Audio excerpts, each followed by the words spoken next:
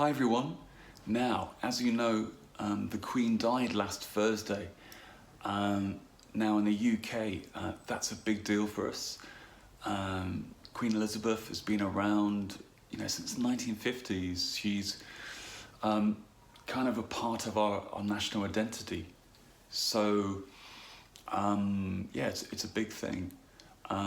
It's going to take a long time for us to get used to, the new king, and to get used to Queen Elizabeth no longer being with us. Today, I'm going to read a newspaper article by Joan Bakewell, who's a journalist from The Guardian. I watched Queen Elizabeth's entire reign. She was an anchor in a dizzy world. The monarch's consistency over decades of change allowed us all to enjoy our expanding freedoms.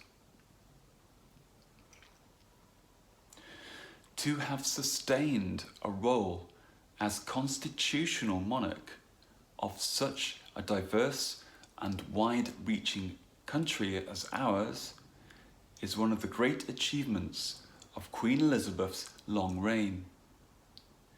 It will stand in the history books as outstanding in this or any other era. Her first decade on the throne, the 1950s, was a time of turbulent upheaval, socially, politically, culturally.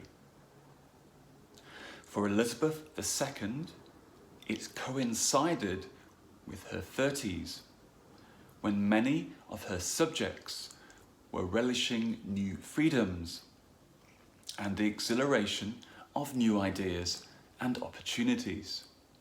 The Queen, meanwhile, was bringing up a young family and also fulfilling the sort of royal duties many of us thought must be a chore. She was remote, wealthy, settled into the life of country pursuits and official events. Yet for those of us who lived through that time, it was her very steadfastness as the constitutional monarch, representing continuity, reliability, and duty in a world gone dizzy, that anchored the change we were relishing and celebrating. The 1960s began with a family celebration, the marriage of her sister, Princess Margaret, to Anthony Armstrong-Jones, who, despite his posh connections, was headlined in the papers as a commoner. It was good to see the princess happily matched after the 1950s distress of her affair with Group Captain Townsend. It was a time, too, when the Queen, as head of her own family, saw its values confirmed and celebrated. She believed in family life, its rules and values. Through her reign, those values have shifted and changed. Her own children were to divorce, but somehow the importance she had placed on those values continued. As I began my career, the times they were changing, and not just amongst the giddy young. An enlightened Home Secretary, Roy Jenkins, saw into law a whole swathe of changes that promoted values of tolerance that became the hallmark of the more enlightened world we know today.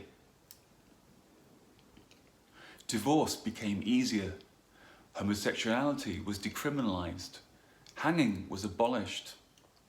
The whole mood of the times accelerated the changes. But these changes happened successfully because of a secure sense of national identity and continuity, epitomised by the Queen's steadying presence in public life. Without a profound belief in the durability of our national institutions, such change would have been bitter and acrimonious. Over the 70 years of her reign, the country has shifted from a buttoned-up, conventional world that she inherited to a far easier place where emotions were freely expressed, joys and hurts given public voice.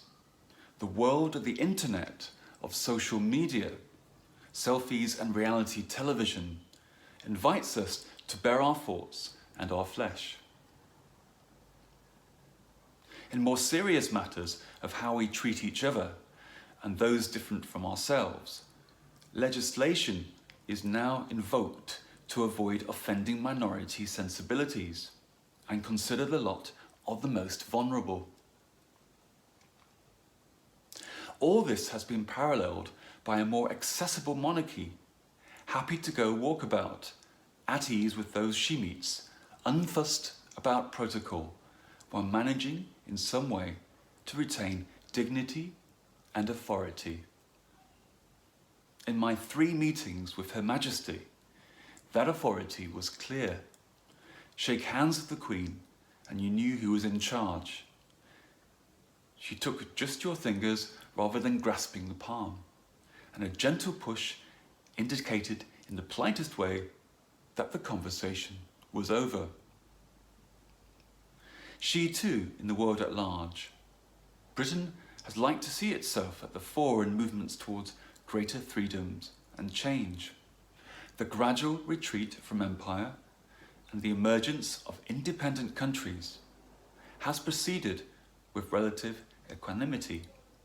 South Africa and Kenya leave behind a troubled history of conflict and violence. It is hard to know what views the Queen had of such events, but it is certain she would have followed all this with knowledge and concern. She has welcomed leaders from countries both enlightened and tyrannical. In her hospitality, she has not passed judgment. Instead, she has gently endorsed the values that underpin our way of life, our governance, and our place in the world. She has done that consistently and on our behalf. No wonder the grief at her loss is so great.